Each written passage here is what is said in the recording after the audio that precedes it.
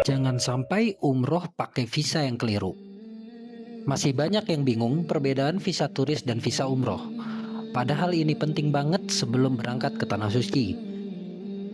Visa turis diperuntukkan untuk wisata, kunjungan, dan event tertentu.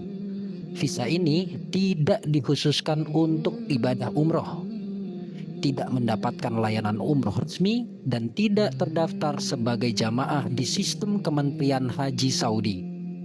Sedangkan visa umroh diterbitkan khusus untuk ibadah umroh, terdaftar resmi di sistem Saudi, wajib melalui PPIU berizin, dan mendapatkan perlindungan layanan jamaah.